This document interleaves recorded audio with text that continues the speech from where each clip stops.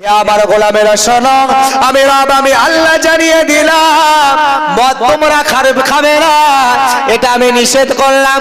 ঘুষ তোমরা খাবে না, সুদ তোমরা খাবে না, তোমরা টিজার নেপটি করবে না। হে যুবকেরা, তোমরা ভালো জানো টিজারে নেপটি কি। টিজারে নেপটি তোমরা করবে না। ইয়া কোনো ছেয়ে গেছে বললে আবার আপনার দুশ্মনের শেষ থাকবে না। তবে হক তো আদায় করতে হবে, বিষয়বস্তুটা আপনাকে জানতে হবে। এই টিজার এনএফটি আপনারা জানেন, মুরব্বীরা জানবেন না। এনএফটি কি, টিজার এনএফটি আপনারা জানবেন না, যুবকেরা জানেন। টিজার এনএফটি যারা করেছেন আল্লাহর কাছে তওবা করে ফিরে আসুন। টিজার এনএফটি জায়েজ নয়, কখনোই জায়েজ হতে পারে না। আমি এটাকে নিয়ে বহুত আমি অ্যানালাইজ করেছি। তার মধ্য থেকে আমি যতটুকু বলেছি, একটা অ্যাপস আপনি নিলেন, $100, $50, $150 দিয়ে একটা আইডি নিলেন, আর আপনি প্রতিদিন সকালবেলা কি আপনি সারা দিনে যে কোনো একটা টাইম, 24 ঘন্টার ভিতরে একটা টাইম খালি অ্যাপসটা খুললেন। একবার অ্যাপসটা খুলে খালি আপনি একটা পুতুল কিনলেন, সাথে সাথে আবার সেই পুতুলটাকে সেল করে দিলেন। বাস, আপনার ইনকাম কত? মোটামুটি $150 দিয়ে যদি আইডি থাকে তো মোটামুটি 300-এর উপরে 350-400 ইনকাম হয়ে গেল কাজ। কিন্তু এই ব্যবসা জায়েজ নয়। আপনি ব্যবসা বলছেন, ব্যবসা জায়েজ হওয়ার পিছনে শর্ত থাকে। ব্যবসার জায়েজ হতে হবে, প্রথমত কথা হলো ব্যবসার মালিকানা থাকা দরকার। টিজার এনএফটির কোনো মালিকানা আপনি নেট ক্লিয়ার পাবেন না।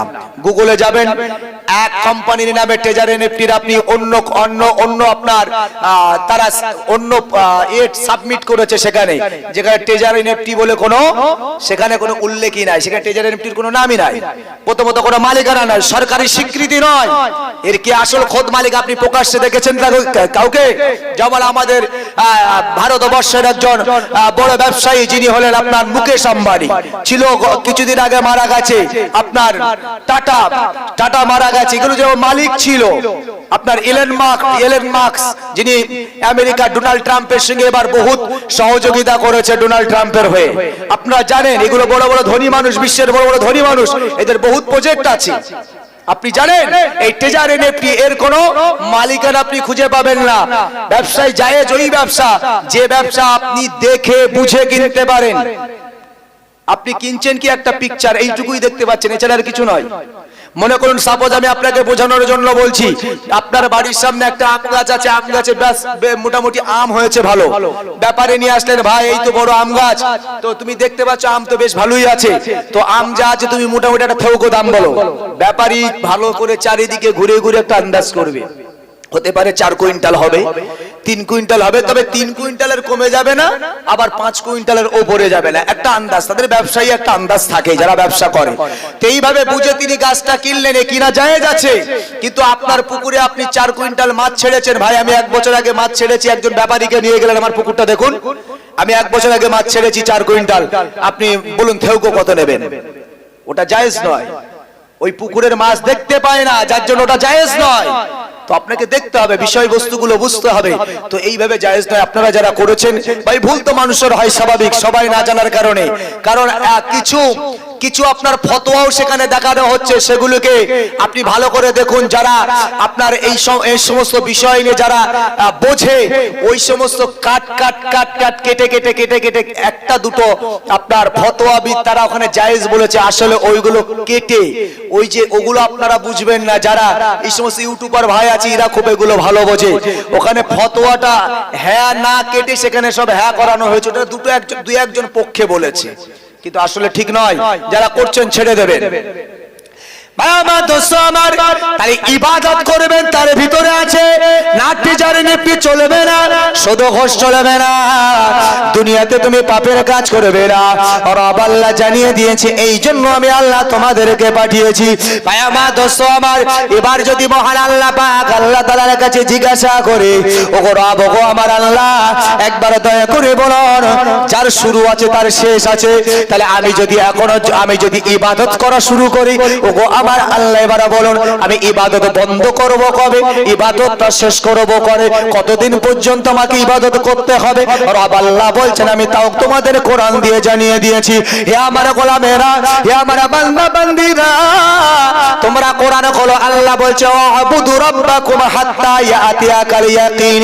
আল্লাহ বলছে তোমরা তোমার রবের নামে ততদিন ইবাদত করবে যতদিন তোমাদের মৃত্যুটা না হয়ে যায়, যতদিন তোমরা মরবে না ততদিন পর্যন্ত তোমাদের ইবাদত চালিয়ে যেতে হবে। ভাই আমার দোস্ত আমার, এবার যখন মৃত্যুর কথা আল্লাহ বলল, মনে মনে হতে পারে তাহলে মরণ কি আমার হবে, মরণ কি আমার নিশ্চিত? রব আল্লাহ বলছে কোরআন খোলো।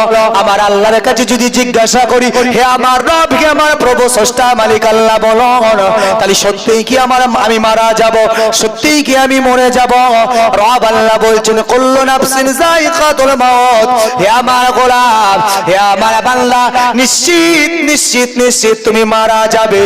নাফস আমি আল্লাহ যাদেরকে দিয়েছি তারা মারা যাবে। ভাই আমার দোস্ত আমার, আল্লাহর দরবারে যদি একবার আমরা কোনো জোরে জিজ্ঞাসা করে হে আমার রব, হে আমার আল্লাহ, একবার দয়া করে বলো আমি যদি মৃত্যু থেকে বাঁচতে চাই, আমি যদি মৃত্যু থেকে বাঁচতে চাই কোনো কি উপায় আমার আছে? ও রব্বুল আলামিন আল্লাহ, আমি যদি মৃত্যু থেকে বাঁচতে চাই আমার কি পলায়ন করার সুযোগ আছে? ও আমার রব, ও আমার আল্লাহ, মৃত্যু থেকে যদি আমি বাঁচতে চাই, আমি যদি একটা শক্ত জায়গায় আবদ্ধ হয়ে যাই, একটা লোহার সিন্ধুকে যদি আবদ্ধ হয়ে যায়, একটা সীসার সিন্ধুকে যদি আমি আবদ্ধ হয়ে যাই, ওগো আমার রব, ওগো আমার আল্লাহ, সেখানেও কি আমার মৃত্যু হবে? ওখানেও কি মৃত্যু থেকে বাঁচা যাবে না? আল্লাহ বলছে কোরআন তোমরা খোলো, আইনামা তাকুনু ইদরিকুমুল মাউতু ওয়ালাউ কুনতুম ফি বুরুজিম মুশাইয়াদা।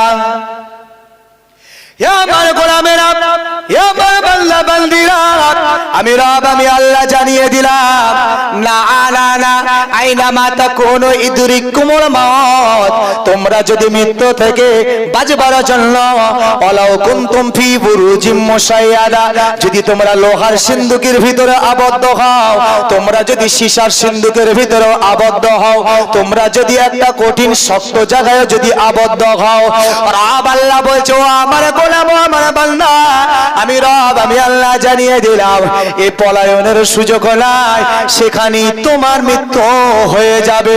মৃত্যু থেকে তুমি কোনোভাবে বাঁচতে পারবে না। এ নবীর উম্মত উম্মতিরা, তাই রব আল্লাহ বলছে মৃত্যু থেকে তুমি বাঁচতে পারবে না। তা আমি রব আমি আল্লাহ তাই তোমাদেরকে জানিয়ে দিলাম ওয়া কাইফা তাকফুরুনা বিল্লাহ, তোমরা কেন আমাকে অস্বীকার করছো? হে আমার গোলাম শোনো, অকুনতুম আমওয়াতান ফাআহইয়াকুম, তোমরা মৃত ছিলে আমি আল্লাহ ফাআহইয়াকুম, তোমাদেরকে আমি আল্লাহ জীবন দান করেছি। একবার মনে রাখো হে আমার গোলামেরা, হে আমার বান্দা বান্দীরা, সুম্মা ইউমিতুকুম, একদিন কিন্তু তোমাদের আবার মৃত্যুবরণ করতে হবে। একদিন তুমি মারা যাবে, একদিন তুমি মরে যাবে। তোমরা ওই সময়ের কথা ভাবো, ওই দিনের কথা তোমরা ভাবো যখন তোমরা মারা যাবে।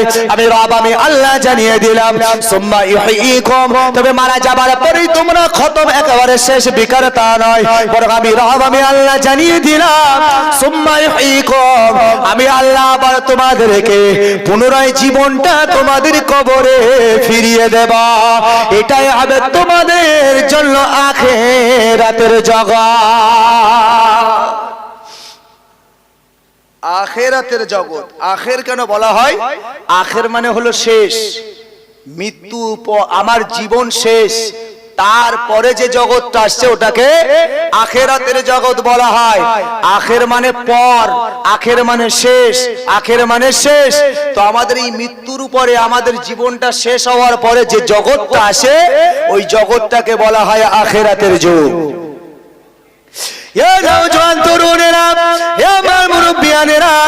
আমাদের মৃত্যুর কথা স্মরণ হয় না, মরণের কথা স্মরণ হয় না, মৃত্যুকে আমরা ভয় পাই না। একবার চিন্তা করো ভাই আমার, দোস্ত আমার, বিশ্ব নবী সরকারে দো আলম নবীজি সাল্লাল্লাহু আলাইহি ওয়াসাল্লাম বললেন কিয়ামতের দিনে ময়দানে মাহশরে, হে আমার উম্মত উম্মতিরা, আমরা নবীরা হলাম সিলেক্টেড, আমরা নবীরা হলাম মনোনীত, আমাদের জীবনে কোনো গুনাহ নাই, আমাদের জীবনে কোনো পাপ নাই। নাই, নবীদের জন্য জান্নাতের ঘোষণা, নবীদের জন্য জান্নাতের সুসংবাদ ফিরবে কিয়ামতের দিনে ময়দানে মাহশরে। ও আমার উম্মত উম্মতিরা, কিয়ামতের কঠিন দিবসে নবী রাসূলুল্লাহ পর্যন্ত এত চিন্তিত হবে, একবার তোমরা কি ভাববে না যখন মহান আল্লাহ কিয়ামতের দিনে আমাদেরকে তুলবেন, নবী ওই সময়ের কথা বলছেন। ভাই আমার দোস্ত আমার, বিশ্ব নবী আমার বললেন ওই সময় মহান আল্লাহ পাক আল্লাহ তাআলা কিয়ামতের দিনে যখন আমাদেরকে নিয়ে হাসরের ময়দানে তুলবেন, এই হাসরের ময়দানে ওঠার সাথে সাথে সকল মানুষ অস্থির হয়ে যাবে, কারণ সেই কিয়ামতের কঠিন দিনটা এত ভয়াবহ হবে, এত কঠিন জায়গা হবে। বিশ্ব নবী আমার বললেন, ও আমার উম্মত উম্মতিরা মনে রাখো, আমি নবীজি সাল্লাল্লাহু আলাইহি ওয়াসাল্লাম জানিয়ে দিলাম ওই দিনটা তো কঠিন হবে। ওই দিনে আমার আল্লাহ পাক আল্লাহ তাআলা আমাদের মাথার উপরে যে সূর্যটা আছে, এই সূর্যটা আমাদের থেকে লক্ষ লক্ষ মাইল উচ্চতায় আছে, কিন্তু এই সূর্যটা কিয়ামতের ময়দানে ময়দানে মাহশরে আমার আল্লাহ আমাদের মাথা থেকে 1 মাইল উচ্চতায় আমার আল্লাহ নামিয়ে আনবেন। এ আমার উম্মত উম্মতিরা, খালি তাই নয়, এই সূর্যটা এমন একটা মুখ নয়, এমন 12টা মুখ খুলে দেওয়া হবে।